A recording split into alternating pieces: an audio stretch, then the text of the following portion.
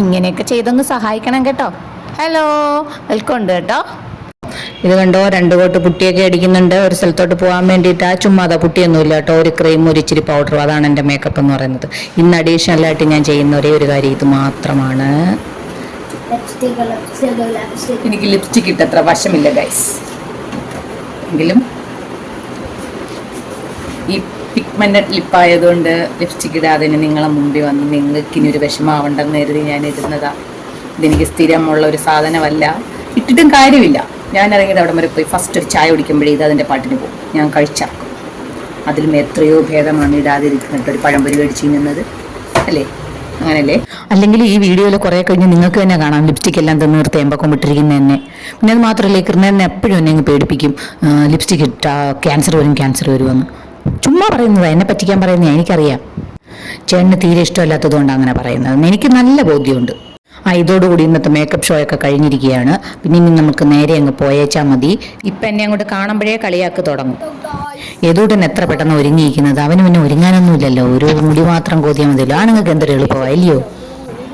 ഞങ്ങളിനി കുറച്ചു നേരം പോസ്റ്റ് ആയിരിക്കും, കാരണം പോകുന്നത് ചേട്ടൻ്റെ മൊബൈൽ വാങ്ങിക്കാനാണ്. അല്ലെങ്കിൽ ഈ കാര്യത്തിൽ ഞങ്ങൾക്ക് രണ്ടുപേർക്കും ഭയങ്കര ഒരുമയാണ്. ഒരു സാധനം വാങ്ങിക്കണമെങ്കിൽ അതിങ്ങനെ നോക്കി ഓൺലൈനാണെങ്കിൽ കാർട്ട് ചെയ്ത് അന്വേഷിച്ച് ഒരുപാട് സമയമെടുത്ത് ഒരു സാധനം സെലക്ട് ചെയ്യത്തോളും.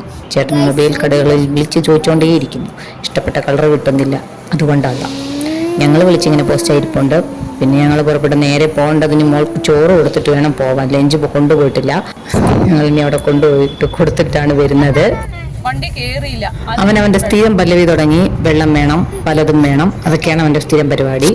കാർ കയറി അങ്ങോട്ട് മൂവ് ചെയ്തില്ല, അതിനും വിട്ടവന് വെള്ളം വേണം. ഇനി വീട്ടുമുറ്റത്ത് വെച്ച് പറഞ്ഞാൽ ഞാൻ കയറി വെള്ളം എടുത്ത് കൊടുക്കുകയാണ്ട് അവൻ അങ്ങനെ ചെയ്തത്.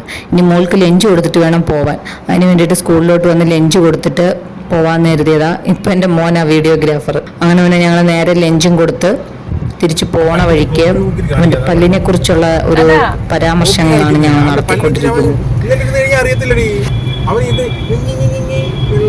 ഓരോരോ മുഖമൊക്കെ ഒരുമാതിരി വൃത്തിയുടെ രൂപത്തിൽ വെക്കുന്നത് കൊണ്ടാ ഈ വൃത്തിയോട് വരുന്നത്. അല്ലെങ്കിൽ ഒരു കുഴപ്പമില്ല. പക്ഷെ വാ തുറന്ന് ഓരോന്ന് കാണിക്കും, അപ്പോഴാണ് വൃത്തിയോടാവുന്നത്. ഇനി വലുതാവാതെ നമുക്ക് പല്ലിക്കമ്പി എന്താന്ന് അറിഞ്ഞൂടാ. ദൈവം അവന് പല്ലിങ്ങനെ കൊടുത്തത്. പിന്നെ ഞാനും ചേട്ടനും കൂടെ സ്ഥിരമുള്ള പരിപാടി തുടങ്ങി. ഏതാണ്ട് വഴി വെച്ചപ്പോൾ ഞാൻ തെറ്റിച്ചു പറഞ്ഞു. അതിന് വേണ്ടിയിട്ട് എന്നെ വീട്ടിൽ നിന്ന് വഴക്ക് പറഞ്ഞുകൊണ്ടിരിക്കുക. പിന്നെ ആ ക്ഷീണവും കൂടെ മാറ്റാൻ വേണ്ടി ഞങ്ങൾ പിന്നെ നേരെ ഒരു ചായ കുടിക്കാമെന്നും പറഞ്ഞ് കയറി. ചായ ഇല്ലാതെ എന്താ ആഘോഷം? എവിടോട്ട് ഇറങ്ങിയാലും ആദ്യം ചായ വേണം. ചായ കുടിച്ച് ഞാനൊരു പരിവായി. എൻ്റെ ഈ കളർ ഇങ്ങനെ ആവാൻ കാര്യം ചായ കുടിച്ചാണോ എന്തോ, എനിക്കതും സംശയമുണ്ട്. പിന്നെ ഞങ്ങൾ പോകുന്ന കണ്ണാലൂർ തന്നെ കേക്ക് കോർണറിൽ കയറി ചായയും കുടിച്ച് അവനൊരു വെള്ളം വേണമെന്ന് പറഞ്ഞപ്പോൾ പിന്നെ നാരങ്ങ വെള്ളം മേടിച്ചു കൊടുത്തു. അതൊന്നും കുടിക്കത്തൊന്നുമില്ല, വെറുതെ വാങ്ങിക്കുന്നതാണ്. എന്നിട്ട് വാങ്ങിച്ചു വെച്ചിട്ടുണ്ട് ആ വെള്ളം. പക്ഷേ നാരങ്ങ വെള്ളം കുടിച്ച് എൻ്റെ മുകളിൽ ആ ബാക്കി വെള്ളം കൂടെ എടുത്ത് കുടിക്കാൻ വയ്യാത്തതുകൊണ്ട് അത് അവിടെ ഉപേക്ഷിച്ചിട്ടാണ് വന്നത്. പിന്നെ ഒരു കേക്കും കൂടെ മേടിച്ച് ചായ മാത്രം കുടിക്കുന്നത് മോശമല്ലേ? അതുകൊണ്ട് ഒരു കേക്ക് മേടിക്കാൻ നേരത്തെ കേക്കും മേടിച്ച് അവന് ജിലേബി വേണമെന്ന് പറഞ്ഞൊരു ഒരു കഷ്ണം ജിലേബിയും വാങ്ങിച്ചു കൊടുത്തു. പക്ഷേ ഈ കേക്കും ജിലേബിയും എല്ലാം അവൻ കൈക്കലാക്കി കളഞ്ഞു. പിന്നെ ഞാനും അവനും കൂടെ അടികൂടലായിരുന്നു. പിന്നെ അവിടെ കണ്ടതെല്ലാം അടികൂടല. പിന്നെ ഞാൻ അടിച്ചു പൊളിച്ചതിൽ നിന്നൊരു കഷ്ണം ഇച്ചിരി കിട്ടി. അത് ഞാൻ ഇച്ചിരി വായി വെച്ച് നോക്കി, കൊള്ളാം, കേക്ക് കൊള്ളായിരുന്നു. പിന്നെ അവനെ നിന്ന് ഞാനൊരു ഇച്ചിരി ജിലേബി മേടിച്ച് തിന്നതിൻ്റെ എക്സ്പ്രഷനായി ഈ കാണുന്നത്. വല്ലാത്ത കഷ്ടമായിരുന്നു. ഏതാണ്ട് വെള്ളത്തിൽ കുതിർന്നു പോയ ജിലേബിയായിരുന്നു. എനിക്ക് തോന്നുന്നു ഉണ്ടാക്കി വെച്ച ജിലേബി എല്ലാം കൂടെ വെള്ളത്തിൽ വീണു പോയെന്ന് തോന്നുന്നു. അതും ഒരു മോഡലായിട്ട് അവർ വെച്ചേക്കുവാന്ന് തോന്നുന്നു. ചിലപ്പോൾ ഈ ടെസ്റ്റ് ഇഷ്ടപ്പെടുന്നവരും കാണും. നാരങ്ങ വെള്ളം കുടിക്കാൻ പറഞ്ഞിട്ട് അവൻ കുടിച്ച് തീർത്തതുമില്ല. ഞാനും ചേട്ടനും ഓരോ ചായ കുടിച്ച് പിന്നെ അതെല്ലാം പറക്കി വെച്ചിട്ട് നാരങ്ങ വെള്ളം ഒരു നിവൃത്തി ഉണ്ടെങ്കിൽ ഞാനത് കുടിച്ചിട്ട് വന്നേനെ. പിന്നെ എനിക്ക് ഈ ചായയുടെ വെളിയിൽ നാരങ്ങ വെള്ളം കൂടെ കുടിച്ച് ഇനി ഇപ്പം സീൻ കോൺട്രയാക്കണ്ടെന്ന് കരുതിയിട്ടാണ്. ഇനി നമുക്ക് നേരെ എവിടെ നിന്ന് ഇറങ്ങാം. നമ്മുടെ ഉദ്ദേശം ഇതല്ലല്ലോ. നമുക്ക് നേരെ കൊല്ലത്താണ് പോകേണ്ടത്. ഇന്ന് നേരെ കടയിലോട്ട് പോകുക. ഇനി കടകളോളം കടയിൽ കയറി ഒരു കടയിൽ കയറി ഇല്ലായിരുന്നു. പിന്നെ അത് കഴിഞ്ഞ് അടുത്ത കടയിലോട്ട് RP മാളിലോട്ട് കയറാന്ന് വെച്ചു. അവിടെയും കയറി നോക്കി, അവിടെ നിന്നും കിട്ടിയില്ല. ചേട്ടൻ ഉദ്ദേശിക്കുന്ന കളർ കിട്ടുന്നില്ല. അതാണ് ഇങ്ങനെ തിരിഞ്ഞ് നടക്കുന്നത്. പക്ഷേ ചേട്ടന് ഞങ്ങളെ കൊണ്ട് നഷ്ടമില്ലാതെ വേറെ ഒന്നും കിട്ടിയില്ല. ചേട്ടന് മൊബൈൽ കിട്ടിയതുമില്ല. ഇനിയാണ് ഗൈസ്, ഇനിയും കോൺഫിഡൻസ് എത്താത്ത ഒരു സ്ഥലത്തോട്ട് എത്തിയേക്കുന്നത്. ഇവൻ എന്നോട് എന്തെങ്കിലും ശത്രുത തള്ളിയിടാനാണോ?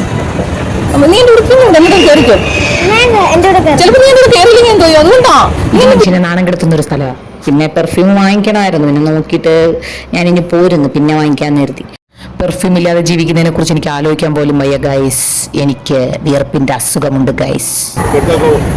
കാറാണോ ബൈക്കാണോ? കണ്ടോ, ബൈക്ക് വേണമെന്ന് പറഞ്ഞ് ബൈക്ക്. ഇതൊക്കെ നേരെ കാശ് കൊടുത്ത് വീട്ടിൽ മേടിച്ചുകൊണ്ട് പോകണമെന്ന് അവൻ്റെ ആഗ്രഹം.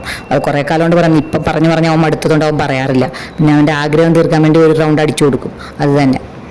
അത് കഴിഞ്ഞ ഒരു ഐസ്ക്രീം, ഈ 80 രൂപയുടെ ഐസ്ക്രീം എന്ന് എഴുതി വെച്ച് എന്നെ പറ്റിച്ചവരായി ഇവർ. അത് കഴിഞ്ഞ് ഞാൻ വില ചോദിച്ചപ്പോഴത്തേക്ക് ഇതെല്ലാം വാരിയിട്ടിട്ടൊരു വലിയ വിലയും പറഞ്ഞു. ഞാൻ അത് വാങ്ങിച്ച് കഴിച്ച് എനിക്ക് കൂടെ വേണ്ടിയിട്ടാണ് വാങ്ങിച്ചത്, പക്ഷെ അവ എനിക്ക് തന്നില്ലെന്നേ ഉള്ളൂ.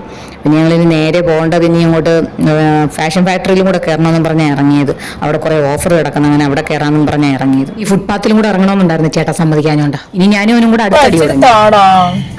ഐസ്ക്രീം തിന്നു തീർന്നിട്ടാ തിന്നുന്നത്. ഒരു ശകലം ഐസ്ക്രീം കഴിക്കും. എനിക്കതിൻ്റെ ആ കാണുന്ന കോണാ വേണ്ടത്, അവൻ എനിക്ക് തരുന്നില്ല. അവൻ പറഞ്ഞ ഐസ്ക്രീം കുടിച്ചു തീർന്നിട്ട് അമ്മ അത് കഴിക്കുന്നതെന്ന്. ഒരു ചിരി എടുത്ത് ഐസ്ക്രീം എടുത്ത് വായി വെച്ചിട്ട് എൻ്റെ വായെല്ലാം കൂടെ പൊള്ളി ആകെ ഒരു പരിപാടി. പിന്നെ അത് കഴിഞ്ഞിട്ട് ഞങ്ങൾ ഫാഷൻ ഫാക്ടറി വന്ന് നേരെ വലിച്ചു പിടിച്ചാൽ കയറാൻ നിർത്തിയപ്പോഴത്തേക്ക് സെക്യൂരിറ്റി അവൻ പറഞ്ഞു നിൽക്കെവിടെ. അപ്പോൾ പിന്നെ ഞങ്ങൾ അവിടെ നിന്നു. ആ ഐസ്ക്രീം തിന്ന് തീർന്നിട്ടേ അത് കയറാൻ പറ്റത്തുള്ളായിരുന്നു. അവനോട് ഞാൻ പറഞ്ഞതാ നീ കുറച്ച് എനിക്ക് താടാ, ഞാൻ പെട്ടെന്ന് തീർക്കാടാ ഐസ്ക്രീം എന്ന്. പക്ഷെ അവൻ തന്നില്ല. അവനും ഞാനും കൂടെ അവിടെ കുറേ നേരം പിന്നെ അവൻ തിന്നു ഇരുന്നവരെ പോസ്റ്റായി. അത് കഴിഞ്ഞ് പിന്നെ അതിനകത്ത് കയറി കുറേ സാധനങ്ങളൊക്കെ നോക്കി മനുഷ്യൻ ക്ഷീണിക്കുമെന്ന് പറഞ്ഞാൽ മതിയല്ലേ, കണ്ടുപിടിക്കാനാ പാട്. ഏക്കർ കണക്കിന് കിടക്കുമല്ലേ. പിന്നെ ഓഫർ ബൈ 1 get 2 എന്നൊക്കെ പറഞ്ഞ് എഴുതി വെച്ചേക്കുന്നുണ്ട്. ആ ഓഫറുകളൊക്കെ മാക്സിമം മുതലാക്കാമെന്ന് പറഞ്ഞ് പോവുക. എനിക്ക് വേണ്ടി വാങ്ങിക്കാൻ പോയതാണ്, പക്ഷേ എനിക്ക് വേണ്ടി വാങ്ങിക്കാൻ പോയാലും വാങ്ങിക്കുന്നത് മൊത്തം അവക്കായിരിക്കും. ഞാൻ അതിൽ നിന്ന് ഒരെണ്ണം വാങ്ങിച്ചിട്ട് ബാക്കി 2 അവക്കാണ് വാങ്ങിച്ചത്. മോന് നോക്കിയിട്ട് അവിടെ നിന്നൊന്നും ശരിയായില്ല, അതുകൊണ്ട് മോനൊന്നും വാങ്ങിച്ചില്ല. അതുകൊണ്ട് ഇതിൻ്റെയൊക്കെ വില ഭയങ്കര വില, അതിനൊന്നും ഓഫറില്ല. വേറെ ഓഫറുള്ളത് മാത്രമേ നമ്മൾ നോക്കുന്നുള്ളൂ. കൊച്ചു എന്ന് പറയുന്നുണ്ട് ചേച്ചി അവിടെയൊക്കെ ഓഫറുള്ളതുള്ളത് ഇവിടെ ഓഫറില്ല, ചേച്ചി സൂക്ഷിച്ച് നോക്കണമെന്നായിരിക്കും കൊച്ചു ഉദ്ദേശിച്ചത്.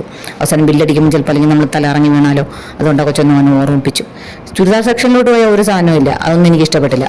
ഇഷ്ടപ്പെട്ടതിനൊക്കെ ഭയങ്കര വിലയും, പിന്നെ അതൊന്നും നോക്കിയില്ല, അതൊന്നും വാങ്ങിക്കേണ്ടെന്ന് വിചാരിച്ചു. അവൻ്റെ സന്തോഷം എന്ന് പറയുന്നത് ഇതൊക്കെയാണ്, സ്കേറ്റിംഗ് ചെയ്യുക, തുണികൾക്കിടയിൽ കിടന്ന് മറിയുക, ഇതൊക്കെയാണ് അവൻ്റെ സന്തോഷം. അവന് മുന്നേ ഇപ്പം എന്തായാലും ഡ്രസ്സൊന്നും എടുക്കുന്നതിൽ വലിയ താല്പര്യമൊന്നുമില്ല. എനിക്ക് കുറച്ച് കഴിഞ്ഞ് എന്തോ ആവുമോ എന്തോ, എന്തായാലും ഇപ്പം എന്തായാലും ഇല്ല, അതുകൊണ്ട് ഞാൻ രക്ഷപ്പെട്ട്. പിന്നെ ചുരിദാർ സെക്ഷനിലൊക്കെ നോക്കി, അവിടെ ഒന്നും എനിക്ക് ഇഷ്ടപ്പെട്ടില്ല. പിന്നെ അതുപോലെ ഓഫർ ഇല്ലാത്തതിന് വിലയും കൂടുതല.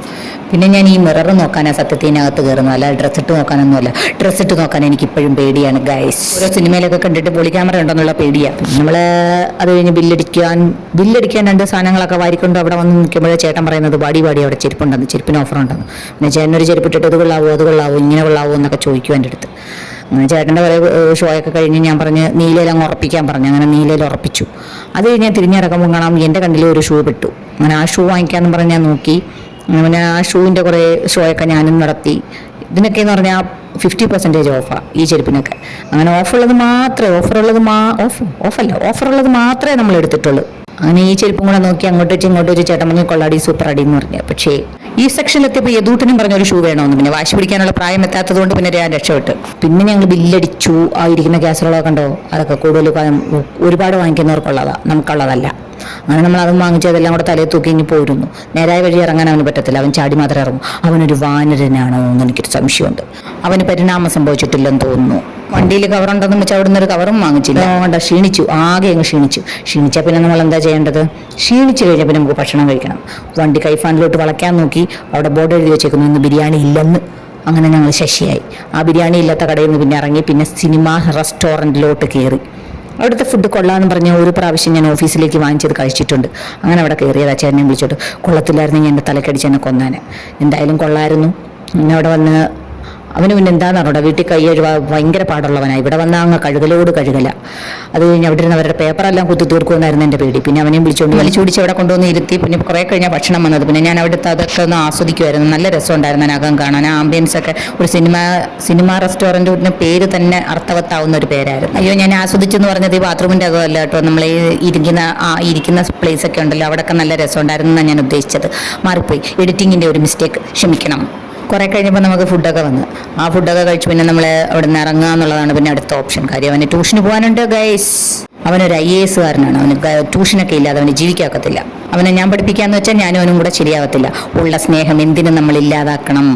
അവിടുന്ന് മാക്ക് കഴിച്ചിട്ട് പിന്നെ യുദ്ധഭൂമിയിലെ പോരാളികളെ പോലെ ഞങ്ങൾ തിരിച്ച് വീട്ടിലെത്തി. ആ ഒരു കയറ്റം പോലും കയറാൻ വയ്യ. അവൻ എന്നോടൊരു ചോദ്യം, ട്യൂഷന് പോകണോ അമ്മയെന്ന്. അങ്ങനെ അവൻ പല ചോദ്യങ്ങളും എന്നോട് ചോദിക്കുന്നുണ്ട്. പല അടവുകളും അവൻ പയറ്റി നോക്കി. ഞാൻ വീണില്ല. കാരണം വേറൊന്നും കൊണ്ടല്ല, നാളെ അവന് എക്സാം ഉണ്ട്. EVS എടുത്തുകൊണ്ട് പോ പെട്ടെന്ന് ബാഗ്. പാവം അവൻ്റെ ഒരുപാട് ചോദ്യങ്ങൾ കൊണ്ട് എനിക്ക് വിഷമമായതാ. പക്ഷെ എന്തോ ചെയ്യാനാ, നാളെ പരീക്ഷയില്ലേ, പിന്നെ ഞാൻ എന്ത് ചെയ്യാനാ. പിന്നെ ഞാൻ മനസ്സ് കല്ലാക്കി അവനെ ഞാനങ്ങ് പറഞ്ഞു വിടുക. എക്സാം ഇല്ലായിരുന്നെങ്കിൽ എന്തായാലും ഞാൻ വിടത്തില്ലായിരുന്നു. കാര്യം പാവം കുഞ്ഞിന് ക്ഷീണം കാണത്തില്ലേ, എനിക്ക് തന്നെ നല്ല ക്ഷീണമുണ്ട്.